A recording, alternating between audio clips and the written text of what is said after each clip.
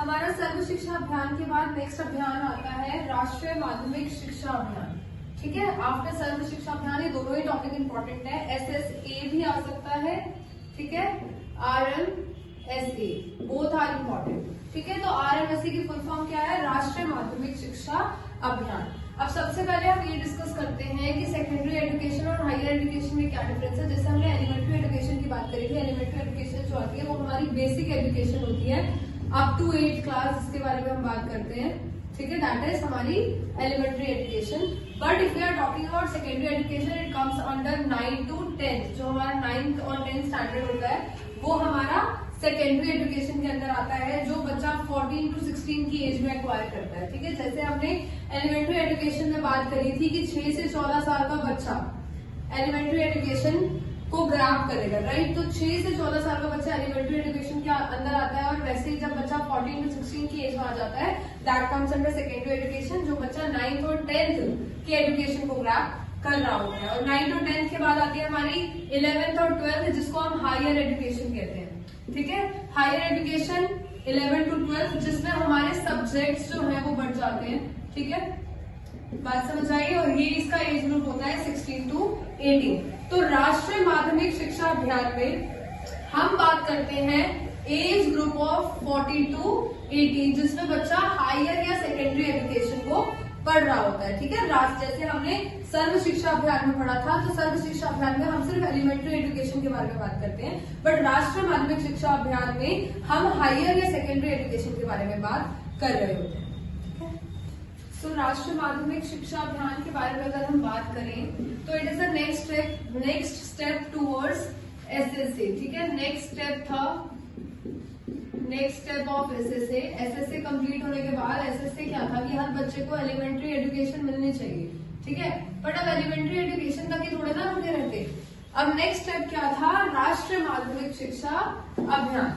Honourable prime minister stated that, हमारे जो honourable prime minister थे उन्होंने क्या स्टेट करा कि we are setting out a goal of universalising secondary education. अब हमारा गोल अभी तक क्या था कि हर बच्चे को एलिमेंट्री एजुकेशन मिलनी चाहिए, कि 8वीं क्लास तक हर बच्चा जो है वो पास आउट होना ही चाहिए, बेसिक एजुकेशन सबके पास होनी ही चाहिए। बट अब बेसिक एजुकेशन का गोल अगर पूरा हो जाएगा तो हम वहां तो नहीं रुके रहेंगे। नेक्स्ट गोल क्या सेटअप किया हमारे ऑनरेबल प्राइम मिनिस्टर ने कि हर एक बच्चे के पास सेकेंडरी एजुकेशन भी होनी चाहिए। हर एक बच्चा जो है वो सेकेंडरी एजुकेशन को भी एक्वायर करना चाहिए। अभी हमने डिस्कस किया था कि सेकेंडरी एजुकेशन में कौन कौन सी क्लासेस आती हैं, राइट। तो हर एक बच्चे के पास सेकेंडरी एजुकेशन तक की नॉलेज तो होनी ही चाहिए। After completion the goal of SSA, that is education up to 8th class, government ने क्या अलाउंस दी कि अब हर बच्चे के पास सेकेंडरी एजुकेशन तक की बेसिक एजुकेशन होनी चाहिए। This is clearly the next step after universalisation of elementary education. अब पहला हमारा स्टेप क्या था? पहला हमारा पड़ाव क्या था कि हर बच्चे के पास 8th क्लास तक की एजुकेशन होनी चाहिए। पर जैसे ही वो हमारा स्टेप पूरा हो गया तो हमारा नेक्स्ट स्टेप क्या बना कि हर बच्चे के पास सेकेंडरी एजुकेशन तक की जानकारी, नॉलेज, ठीक है, इतनी होनी चाहिए। That is why it is clearly the next step towards the universalization of secondary education. After the completion of SSA, after the completion of UEE, हमारा नेक्स्ट स्टेप था राष्ट्रीय माध्यमिक शिक्षा अभियान। सो विजन क्या था राष्ट्रीय माध्यमिक शिक्षा अभियान का? क्या विजन था? किस तरीके से राष्ट्रीय माध्यमिक शिक्षा अभियान को देखा गया? क्या कुछ चेंजेस आने चाहिए थे? करंट जिस तरीके से स्कूलिंग चल रही थी, तो सबसे पहले तो कि अगर हर एक बच्चे को एनरोल कराना है आपको सेकेंडरी स्कूल्स में, तो सेकेंडरी स्कूल्स अवेलेबल भी तो होने चाहिए ना नियर बाय। अब अगर एक गांव में कोई सेकेंडरी स्कूल है ही नहीं, तो बहुत कम पेरेंट्स ऐसे होंगे कि बच्चों को दूसरे गांव में भेजेंगे पढ़ने के लिए। तो हर एक गांव में, हर एक rural area, village, near by places पर सेकेंडरी स्कूल्स होने चाहिए, ताकि ज्यादा से ज्यादा बच्चे जो है उसमें एनरोल हो सके। ठीक है, तो रीजनेबल डिस्टेंस पे आपको सेकेंडरी स्कूल्स अवेलेबल कराने पड़ेंगे, तभी तो आपका RMSA का विजन जो है वो क्लियर होगा।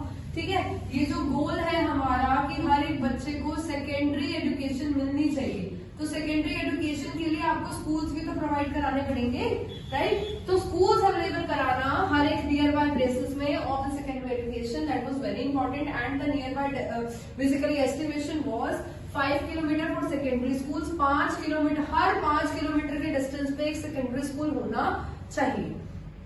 ठीक है, हर 5 किलोमीटर के डिस्टेंस पे there must be a secondary school so that students can enrol in secondary schools, और हर एक 7 to 10 किलोमीटर के डिस्टेंस पे हायर सेकेंडरी स्कूल होना चाहिए, मतलब जहां पर 11th 12th पढ़ाई जाती हो। तो higher secondary schools that is for 11th और 12th, ये हर 7 से 10 किलोमीटर के डिस्टेंस पे होना चाहिए। And secondary schools where 9 to 10, ठीक है, इस ऑफरिंग उसमें आपको 5 किलोमीटर पे हर एक सेकेंडरी स्कूल होना चाहिए और 7 to 10 किलोमीटर के डिस्टेंस पे आपका हायर सेकेंडरी स्कूल होना चाहिए। तो ये फर्स्ट विजन था ऑफ RMSA। अगर हम सेकंड पर आए तो स्पेशल रेफरेंसेस मिलने चाहिए भैया किनको, जितनी भी माइनॉरिटीज है, minorities comes under SC ST OBC, कोई भी माइनॉरिटीज हो सकती है, उनको स्पेशल रेफरेंसेस मिलने चाहिए, स्पेशल प्रेफरेंसेस मिलनी चाहिए। और उसके बाद गर्ल्स या फिर हैंडीकैप्ड बच्चों को भी, जो बेसिकली मिनॉरिटीज में आते हैं ना, जो पहले से ही उनको, पहले क्या होता था कि सिर्फ बॉयज स्कूल्स हैं, गर्ल्स को नहीं पढ़ाया जाएगा, या हैंडीकैप्ड बच्चे हैं, इनकी कोई फैसिलिटीज नहीं है, SC ST OBC को सेम स्कूल में नहीं पढ़ाया जाएगा जहाँ पे जनरल के बच्चे पढ़ते हैं। तो ऐसे बहुत डिफिकल्ट हो जाता है बच्चों को एजुकेशन प्रोवाइड कराना, राइट। तो अगर आपको हर एक बच्चे को सेम लेवल, सेम एस्टिमेशन पे एजुकेशन प्रोवाइड करानी है up to the age of secondary level, तो आपको ये सारे एस्टिमेशंस को हटाना पड़ेगा कि आप इन मिनॉरिटीज को साथ में एजुकेशन नहीं दे सकते, राइट। तो हर एक मिनॉरिटी, चाहे वो SC ST OBC, handicapped, other minority, any minority we are talking about, सबको स्पेशल प्रेफरेंस मिलनी चाहिए इन द सेम स्कूल्स, ताकि हर एक बच्चा हमारे नेशन में जिन्होंने एलिमेंट्री एजुकेशन को ग्रैब कर लिया है वो सेकेंडरी एजुकेशन को भी ग्रैब कर सके। दीज आर सब विजन ऑफ RMSA। तो अगर हम RMSA को क्लियरली देखने की कोशिश करें तो RMSA जो है वो SSA का सेकेंड स्टेप है। SSA जो है वो बच्चों को 8th क्लास तक की शिक्षा दिलाने के बारे में बात करता है, और RMSA जो है वो 8th के बाद 9 to 10 जो सेकेंडरी एजुकेशन होती है हम उसको दिलाने के बारे में बात करते हैं। तो basically this is clearly the next step of SSA, and these are some visions of RMSA which are considered to fulfill or to attain the goal of RMSA.